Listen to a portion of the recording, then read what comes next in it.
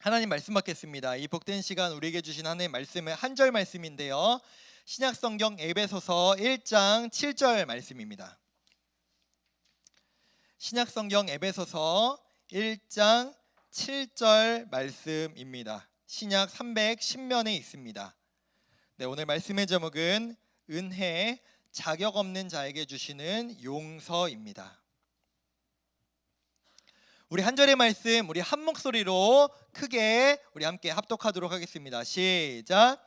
우리는 그리스도 안에서 그의 은혜의 풍성함을 따라 그의 피로 말미암아 속량 곧 죄 사함을 받았느니라. 한 번만 더 읽을게요. 시작. 우리는 그리스도 안에서 그의 은혜의 풍성함을 따라 그의 피로 말미암아 속량 곧 죄 사함을 받았느니라. 아멘. 사랑합니다. 네, 여러분 사랑합니다. 여러분 오늘은 제가 미리 좀 선포를 하고 말씀을 좀 시작을 할게요. 오늘 설교는요 조금 딱딱할 수 있는 내용일 수 있을 것 같아요. 왜냐하면은 우리가 지난주까지만 해도 구약의 내용들을 통해서 제가 구약 성경에 나오는 왕들 나오고 인물들 나오는 스토리에 대해서 좀 얘기를 했다면, 오늘은 좀 교리에 대해서 좀 나눠보려고 합니다. 여러분, 은혜라고 하는 단어, 우리가 교회에서 정말로 많이 나눠지는 이 은혜라는 단어에 대해서 기독교적으로 이렇게 보통 정리를 합니다. 은혜란 받을 자격이 없는 사람에게 베풀어지는 호의다, 선물이다. 다시 한번 정리해 드릴게요. 우리가 하나님께 받은 은혜, 예수님께서 우리에게 주신 은혜라는 건요, 우리가 받을 자격이 있어서 하나님께서 주신 것이 아니라 우리는 받을 자격이 없는데, 우리는 받을 수 없는 건데 하나님께서 우리에게 호의를 베풀어 주셔서 우리에게 주신 것이 바로 은혜라는 표현. 저는 이 표현을 참 좋아합니다. 하나님께서 우리에게 주신 은혜가 뭐죠? 죄의 용서죠. 용서받을 수 없는 죄인인데, 우리는 용서를 받을 수 없는 죄인인데, 우리는 이 은혜를 받을 수 없는 자격이 없는 사람들인데, 하나님께서 그 자격을 주시고 그 은혜를 우리에게 주셨습니다. 제가 아까도 말씀드렸지만 여러분, 오늘은요 예수님께서 우리 대신 십자가에 달리시기 위해 예루살렘 성으로 들어오신 종려주일이에요. 왜 종려주일이라고 하냐? 사람들이 예수님이 이 예루살렘으로 들어올 때 종려나무까지, 여러분 이해하기 쉽게 야자수 나무 이파리가 엄청 넓은 거 있잖아요.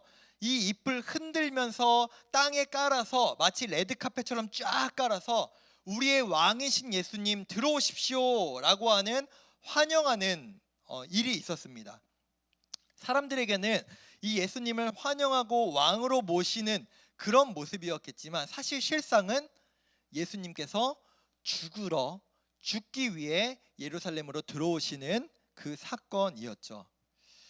저는요 오늘 말씀을 통해서 여러분들이 꼭 알아야 하고, 여러분들에게 사실 믿음의 가장 본질이라고 하는 은혜에 대해서, 구원에 대해서 한번 좀 나눠보려고 해요. 우리가 수없이 설교 말씀을 통해서 많이 들어요. 예수님이 나를 위해서 십자가에 못 박혀 죽으셨다, 그래서 우리가 죄사함을 받았다 라고 하는 얘기 여기에서 모르는 친구는 없을 거예요. 근데 이게 왜 나에게 진짜 은혜가 되는지, 이게 왜 나에게 죄사함이 되는지, 왜 내 죄가 씻어지는지에 대해서 자세하게 아는 친구들은 아마 많지 않을 거라 생각이 들어요. 사실 오늘 이 자리에 한 10명의 친구가 예배를 못 나왔어요. 고등부 예배를. 자세하게 말하면 오늘 이 자리에 있는 게 아니라 지금 이제 2층 예배실에서 이제 학습과 세례와 이제 입교를 받기 위해서 이제 2층에서 이제 예배를 드리고 있는데, 그 친구들에게는 제가 교육을 통해서 한번 이제 쭉 설명을 했기 때문에 이제 여러분들의 차례입니다. 여러분, 은혜란 여러분 잘 기억하세요. 자격 없는 자에게 베풀어 주시는 호의, 사랑이라고 했습니다. 그렇기 때문에 여러분, 호의를 베푼다는 것, 선물을 준다는 것은요, 하나님께서는 우리에게 대가를 바라지 않으세요. 내가 이 호의를 베풀면 얘가 나에게 뭘 해주겠지? 내가 이 선물을 얘에게 주면은 얘가 나에게 또 그만큼의 뭘 주겠지? 하나님은 그런 마음으로 우리에게 주신 것이 아니라는 거예요. 왜냐? 예수님께서는요 이미 그 대가를 치르셨고, 우리의 대가가 필요한 용서는 은혜라고 할 수 없기 때문이에요. 우리의 만약에 대가가 필요하다면 우리가 구원을 받기 위해서 뭔가 해야 돼요. 예를 들어서 예전에 중세시대 때 잘못된 거죠. 너희 구원받고 싶으면 돈 갖고 와, 면죄부 줄게. 이 팔았던 중세시대의 카톨릭은 분명히 잘못된 거예요. 여러분, 우리의 구원엔 대가가 필요 없습니다. 돈도 필요 없고요, 우리가 좋은 대학 가는 것도 필요 없고요, 우리가 성공하는 것도 필요하지 않아요. 그런 건 필요하지 않습니다. 하나님은 한 번도 우리에게 구원을 너희가 갖고 싶으면 나에게 이거 갖고 와라고 말씀하신 적이 없어요. 그럼 보세요. 우리가 죄를 지었다고 칩시다. 어떤 사람은 3년형, 어떤 사람은 30년형을 받았어요. 그래서 우리가 죄수가 되어서 어떤 교도소에 들어가서 어떤 사람은 3년형을 받았고 어떤 사람은 30년을 징역을 받고 출소를 했습니다. 여러분, 그 사람이 나라에 대해서 나를 내보내 주셔서 이 나라에 대해서, 법무부에 대해서 너무 감사하고 이 은혜에 대해서 저는 백골이 난망합니다 라고 말하는 사람이 과연 있을까요? 아무도 없어요. 왜요? 그 사람은 자기가 지은 죄에 대한 3년형 또는 30년형을 받았잖아요. 벌을 받았어요. 형벌을 받았기 때문입니다. 그러니까 대가 없이 우리는 이처럼 벌을 받지 않아도 되고, 이 죄에 대한 대가가 필요 없이 받았기 때문에 이것이 우리에게 은혜라고 부를 수 있는 겁니다. 근데 여러분, 사실은 누가 어떤 사람이 죄를 지었어요. 근데 그 죄에 대해서 누가 용서해 줬다고 칩시다. 근데 사실 여기에서 모든 것이 해결되지는 않죠. 생각해 보세요. 누군가 어떤 사람을 살해를 했습니다. 상해를 입혔습니다. 물론 합의를 하면은 형이 감형되기도 하고 집행유예로 끝나기도 하고 이런 경우들이 많지만, 살인을 했으면 아무리 합의를 해도 여러분 그 사람은요 형벌을 받아야 되죠. 아시죠? 누가 누구를 살해했는데 합의했다고 그 사람이 형벌을 안 받지는 않아요. 그 사람도 벌을 받아야 합니다. 처벌을 받아야 해요. 만약에 그렇지 않다면 이 세상이 과연 질서 있게 운영이 될까요? 돈이 많아요. 돈이 많은 사람이 누군가를 살해를 했습니다. 근데 돈이 많아서 합의금으로 돈을 이만큼을 주고 감옥에 들어가지 않아요. 그러면 이 사회는 공정한 사회라고 말할 수 없을 겁니다. 여러분, 하나님은요, 제가 여러 번 말씀드리지만 우리에게 가장 익숙한 단어 사랑의 하나님이시죠. 근데 동시에 우리 하나님은 공의의 하나님이십니다. 우리가 몇 주 전에 아모서 설교를 통해서 함께 나눴는데, 여러분, 죄는요 물론 사람과 사람 간에 짓는 죄, 그걸 자범죄라고 보통 얘기를 하는데, 죄도 있지만 본질적으로는요 사람이 하나님께 짓는 것을 죄라고 본질적으로 얘기를 합니다. 그러니까 사람이 사람에게 짓는 것도 결국에는 하나님께 짓는 죄인 거예요. 그런데 여러분, 하나님은요 이 죄에 대해서 그냥 모른 척 넘어가실 수 있는 분이 아니에요. 설명을 드릴게요. 내가 사랑하는 가족이, 내가 사랑하는 연인이 물건을 훔치는 걸 봤어요. 때로 어떤 사람, 대부분의 많은 사람들이 그걸 봤어요. 처음이에요. 그러면 이렇게 반응하지 않겠어요? 따로 가가지고 너 그때 왜 그랬어? 앞으로 그러지 마. 또는 그때 왜 그랬어요? 이렇게 하지 마세요라고 얘기할 수 있겠지만, 그걸 가지고 여러분이 내 가족이나 내 연인을 경찰서에 가서 112에 전화해서 신고하는 사람은 아마 별로 없을 겁니다. 그냥 넘어갈 수 있겠죠. 내가 사랑하니까. 우리가 그렇게 하나님을 바라볼 수 있겠지만 우리 하나님은 그렇지가 않으시고 그렇지 못하세요. 하나님은요 우리를 사랑하시는 게 맞는데, 죄가 있으면요 이 죄를 그냥 눈 감고 넘어가실 수 있는 분이 아니에요. 무조건 그 죄를 해결하든지 처벌을 하셔야 합니다. 그게 하나님의 속성이에요. 그렇기 때문에 하나님은 공의의 하나님이시고 이 사회를 그 공의에 따라서 인도하시고 다스리시는 분입니다. 왜냐? 하나님은요, 죄를 해결하지 못한 사람과는 함께 하실 수가 없어요. 정리해 볼게요. 하나님은요, 정말로 우리를 사랑하셔서 결국에는 우리와 영원히 함께 하기를 원하시는데, 그저 어떤 사람이 죄 지은 거를 눈 감는다고 그 사람의 죄가 없어지는 게 아니잖아요. 그쵸? 없어지는 게 아니잖아요. 그 사람의 죄는 여전해요. 근데 그 사람하고 하나님은 함께 할 수가 없어요. 하나님은 죄와 함께 할 수 없으신 분이기 때문이죠. 근데 문제는 뭐냐? 우리는요, 죄를 해결할 수 있는 능력이 있다, 없다? 없다. 우리는 죄를 해결할 수 있는 능력이 없어요. 우리는 나 스스로 구원받을 수 있는 능력이 존재하지 않아요. 돈을 아무리 많이 벌어도, 착한 일을 아무리 많이 해도, 내가 뭐 좋은 대학 성공을 하고 뭐 좋은 직장에 들어가고 결혼에 성공해도, 어떤 거를 해도 우리는 구원을 받을 수 없습니다. 그런데 하나님께서, 공의의 하나님, 죄가 있으면 그 죄를 반드시 처벌하고 해결해야 되시는 그 하나님께서, 공의의 하나님께서 우리에게 공의라는 잣대, 너 죄 지었어? 너 잘못했어? 너 무조건 벌 받아. 너 무조건 처벌받아. 너 무조건 지옥 가. 라는 마음으로 우리를 대하시는 게 아니라, 하나님께서는 그 공의보다 사랑이라는 마음이 훨씬 크셔서, 우리가 죄를 지었지만, 우리는 죄인이지만 하나님은 우리를 사랑으로 대하기를 원하십니다.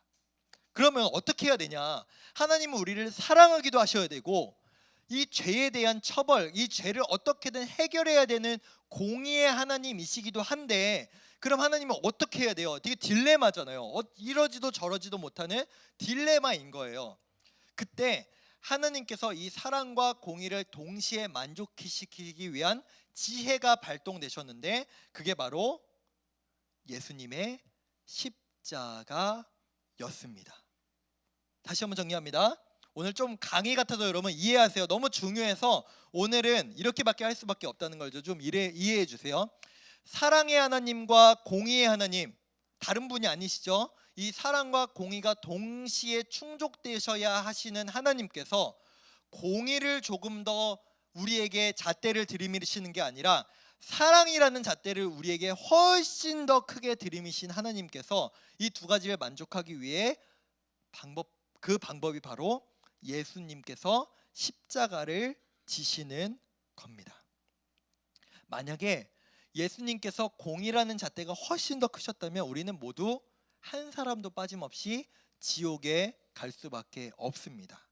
근데 예수님은 우리를 사랑하시기 때문에 예수님을 이 땅에 십자가로 보내셨고, 그 십자가에서 저와 여기에 있는 모든 사람들, 아니 이 세상의 모든 인류의 죄를 예수님께서 모두 지고 죽게 하신 거예요. 이해가 되세요? 원래 우리가 죽어야 해요. 우리가 지옥에 가야 합니다. 그 죄 때문에. 근데 그 모든 죄를 모르시는 예수님께 모두 지게 하신 겁니다. 우리 성경 구절 하나 보겠습니다. 고린도후서 5장 21절입니다. 하나님이 죄를 알지도 못하신 이를 우리를 대신하여 죄로 삼으신 것은 우리로 하여금 그 안에서 하나님의 의가 되게 하려 하심이라 라고 합니다. 즉 죄와 전혀 상관없는, 죄를 알지도 못하는 예수님께 우리를 대신해서 죄를 삼으신 것은 의를 얻게 한다. 우리가 의가 되게 하셨다. 의가 되게 하신다는 것은 여러분 어떤 의미냐? 성경에서 말하는, 기독교에서 말하는 의라는 건요, 죄가 없다고 여겨지는 거예요. 다시 한번요. 의롭게 하셨다. 되게 어려운 단어잖아요. 성경에 나오는, 되게 많이 나오는 표현인데, 의롭게 하셨다라고 하는 건 뭐냐? 하나님께서 우리를 죄가 없다고 판단하셨다. 그렇게 보시겠다라고 하는 게 의롭게 여기신다라는 겁니다. 무엇 때문에? 예수님이 우리 대신 십자가에서 모든 죄를 지고 죽었기 때문입니다.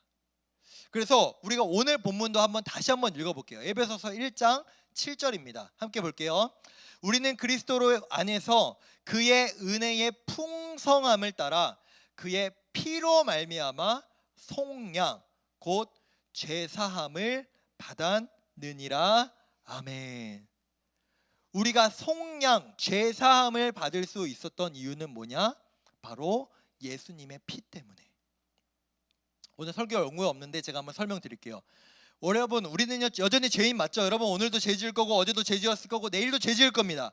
우리는 죄인이 맞아요. 여전히 죄인인 것 같아요. 근데 어떻게 하나님이 우리를 죄가 없다고 말씀하실 수 있냐? 예수님이 십자가에 달려 흘리신 그 피로 우리를 가려주셨어요.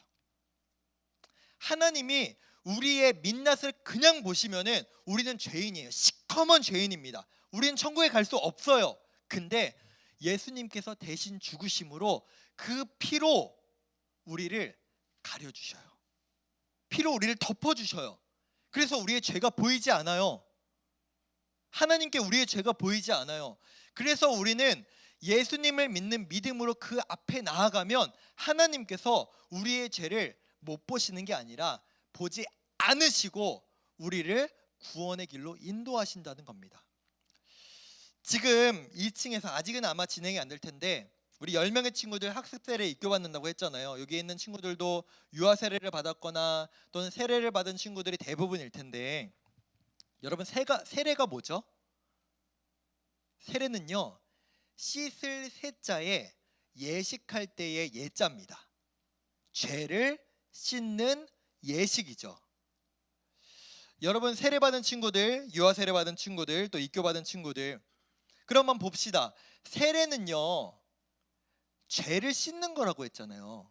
근데 예수님께서 이 땅에 처음 오셔서 하셨던 모습 중에 하나가 뭐였냐면은 세례 요한이라는 사람에게 죄가 있어요. 여러분 세례 요한도 죄인입니다.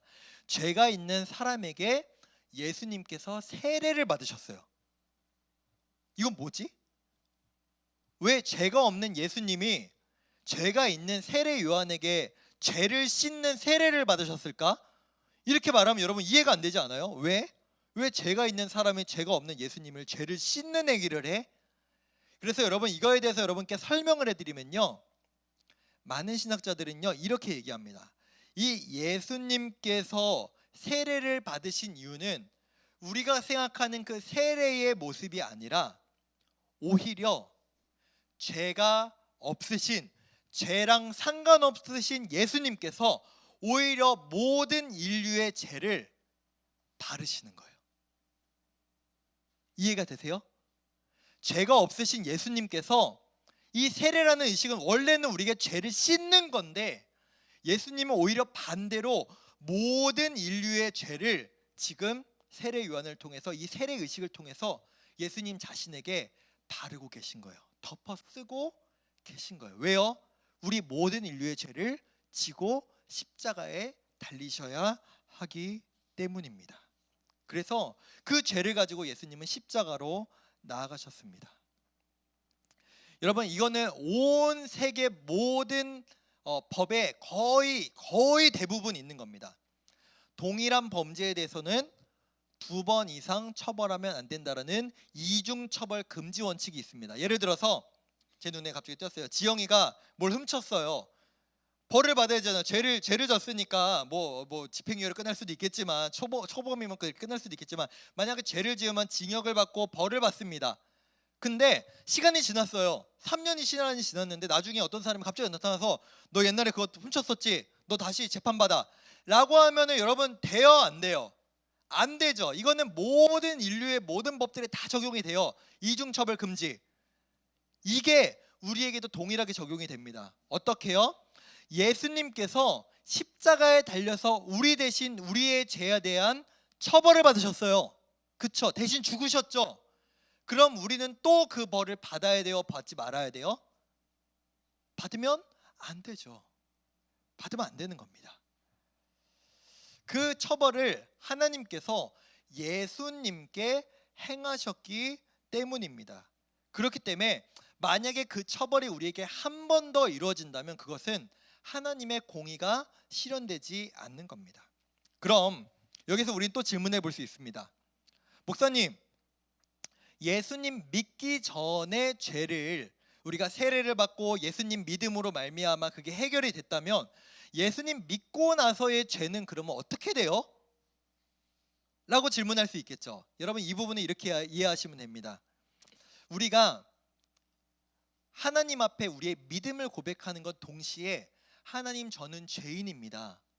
내 죄를 해결하실 수 있는 분은 오직 그 예수님의 십자가 말고는 불가능한 걸 믿습니다 라고 하는 게 믿음이에요. 동시에 나는 죄인입니다 라는 것을 고백하는 게 믿음이거든요.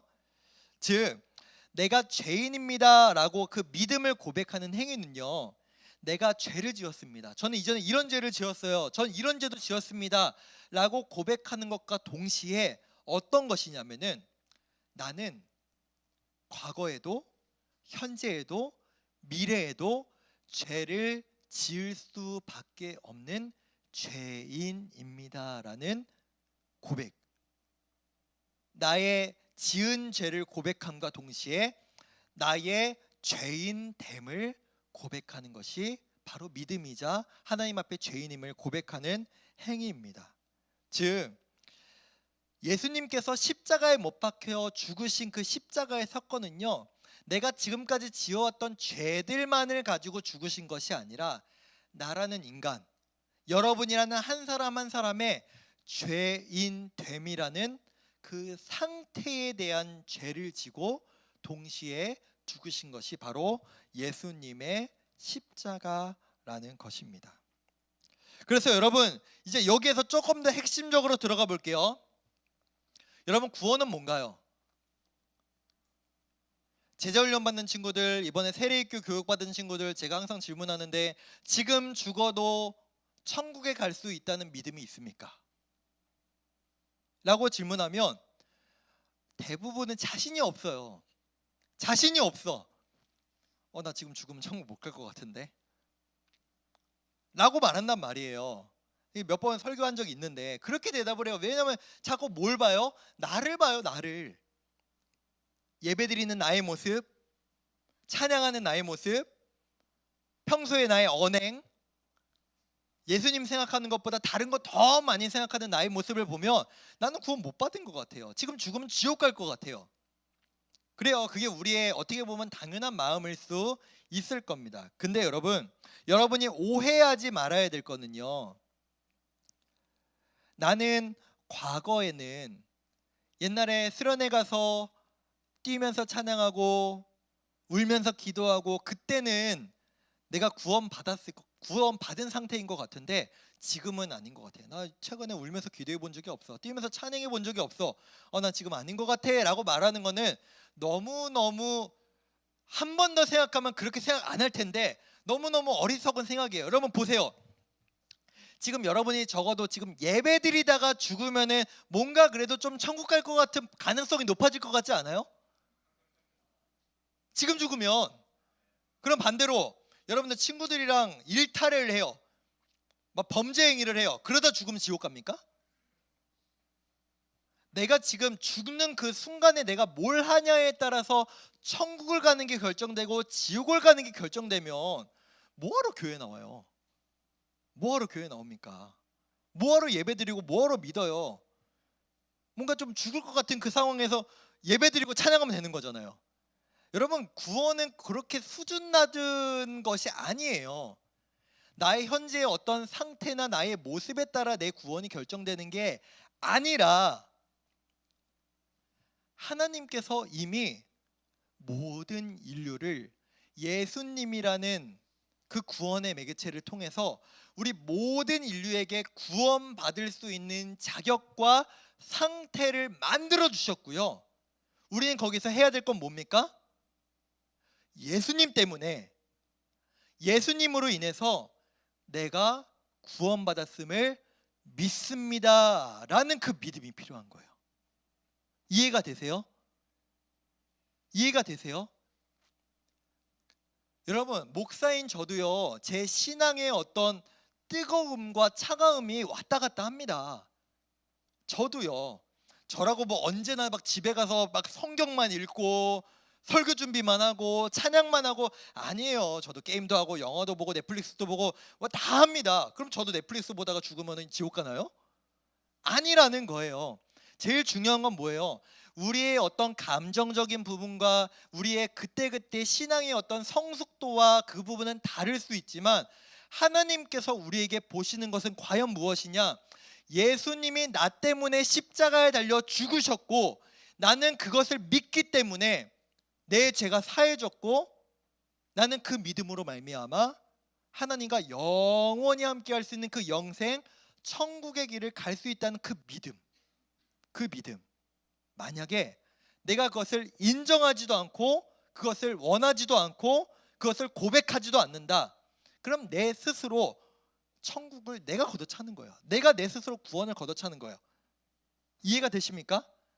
예수님이 나 때문에 십자가에 못 박혀 죽으신 것을 인정하지 않으면 내 죄가 사해질 수가 없죠. 예수님이 처벌을 받은 게 아닌데, 나 때문에 처벌받은 게 아닌데, 나의 믿음, 그 고백, 그것이 나의 구원의 가장 중요한 것이고, 그렇기 때문에 예수님의 십자가는요 나와 전혀 상관없는 게 아니라 그것만이 나의 구원의 가장 중요한 길이라고 우리는 말할 수 있는 겁니다. 그렇게 우리는 예수님의 십자가의 구원을 고백하고 믿으면 더 이상 하나님은 나를 죄인으로 보지 않으세요. 죄인이 맞는데, 죄인이 맞아요. 여전히 나는 죄를 지어요. 근데 하나님은 예수님 때문에 우리를 더 이상 죄인으로, 죽을 사람으로 우리를 보지 않으시고 사랑하는 하나님의 귀한 딸과 귀한 아들로 보신다는 겁니다. 마치 여러분의 부모님이 여러분이 잘못 한번 했다고 해서 너를 호적에서 파버릴 거야, 너를 집에서 내쫓아버릴 거야 라고 하지 않는 것처럼, 하나님도 우리의 때로는 잘못이 있고 우리의 죄가 있을지라도 하나님은 우리를 내팽겨치지 않으시고 하나님의 자녀로 삼으셨기 때문에 우리를 절대 포기하지 않으신다라는 겁니다. 정리해 볼까요? 여러분, 우리는요 하나님의 자녀가 될 자격이 있어서 구원받은 사람들이 아니에요. 저와 여러분들 모든 인류는 사실은 그 누구도 구원받을 수 있는 능력도 자격도 없는 사람들입니다. 그러나 우리 하나님께서 우리를 사랑하셔서 구원받을 그 길을 우리에게 보여주시고 그 길로 나아올 수 있도록 예수님을 보내주신 겁니다. 중요한 건 뭐예요? 우리가 그 은혜를 안다면, 우리가 그 믿음을 갖고 있다면 우리는 비록 지금 연약하고 부족할지 모르지만 날이면 날마다 예배를 통해 하나님을 만나러 가는 그 기도 시간을 통해 말씀을 묵상하는 그 시간들을 통해서 하나님의 뜻이 무엇인지를 더 깊이 알아가고 하나님의 말씀대로 살아가려고 애쓰는 모습이 바로 우리의 모습이 되어야 한다는 겁니다. 그렇게 하나님 주신 은혜에 감사하며 살아가는 그 모습이 바로 은혜 받은 자의 마땅한 모습이고 하나님 자녀의 마땅한 모습이라는 거죠. 근데 여러분, 한번 예수님 한번 생각해 볼까요? 오늘 주일부터 해서 예루살렘으로 들어오신 예수님, 자신의 죄 때문이 아니라 우리의 죄 때문에 죽기 위해 예루살렘으로 들어오신 그 예수님, 여러분이 예수님의 입장이면 여러분 너무 억울하지 않겠습니까? 여러분 한번 생각해 보세요. 저도 지금 생각해 보면요, 가장 억울할 때가 언제였냐? 차라리 내가 잘못해가지고 내가 벌 받으면 억울하지도 않아. 나는 잘못하지도 않았는데 예를 들어서 형이 잘못했어, 동생이 잘못했어, 친구가 잘못했어. 근데 누가 나한테, 어른들이 또는 부모님이 나한테 와서 너 누가 그렇게 하래? 내가 대답할 기회도 주지 않아요. 그냥 무조건 내가 잘못했대, 너 무조건 벌 받아야 된대. 여러분, 그때만큼 억울하고 그때만큼 서러울 때가 없지 않아요? 난 잘못 안 했는데, 제가 했는데 나보고 죄인이래, 나보고 잘못했대. 그 제일 억울한 거잖아요. 우리 예수님이 그러셨어요. 우리 예수님이 나 때문에, 짓지도 않은 그 죄 때문에 예수님이 내 대신 죽으신 게 바로 그 예수님의 사랑, 그리고 그 하나님의 말씀과 명령에 순종하여 기꺼이 십자가로 가신 것이 바로 예수님이 우리에게 보여주신 사랑과 은혜라는 겁니다. 그래서 로마서 5장 8절은 우리에게 이렇게 말합니다. 우리가 아직 죄인 되었을 때에 그리스도께서 우리를 위하여 죽으심으로 하나님께서 우리에 대한 자기의 사랑을 확증하셨느니라. 아멘. 말씀을 맺겠습니다. 우리가 아직 죄인 되었을 때에, 우리는 구원받을 자격이 없는 그 상태일 때에 예수님께서 내 대신 죽으셨습니다. 그 죽음으로 보여주신 그 예수님의 모습은 무엇일까요? 생색내려고? 아니죠. 나를 정말 사랑하셔서 그 공의를 뛰어넘으신 그 사랑을 우리에게 보여주시기 위해서 내가 너를 어떻게든 구원해내겠다, 내가 너와 어떻게든 함께 있기를 원해, 내가 너를 반드시 내 귀한 아들로 딸로 삼고 말겠다라는 그 하나님의 사랑이 담겨 있는 것이 바로 예수님의 십자가라는 것입니다. 사랑하는 우리 고등부 여러분, 우리가 이 예수님의 십자가, 그 하나님의 사랑을 기억하며 이 한 주간을 보냈으면 좋겠습니다. 대단하지 않지만 내가 그래도 말씀을 좀 적어가며 묵상하며, 아, 예수님이 이 길을 걸어가셨구나, 예수님이 날 위해 이 길을 걸어가셨구나, 그렇게 묵상하고 하나님을, 예수님을 한 번 더 기억하는, 구원받은 자격 없는 자에게 베풀어 주신 그 은혜 받은 자의 삶에 마땅한 귀한 하나님의 아들, 딸다운 그 한 주간 우리의 평생이 되기를 간절히 원합니다. 함께 찬양할까요?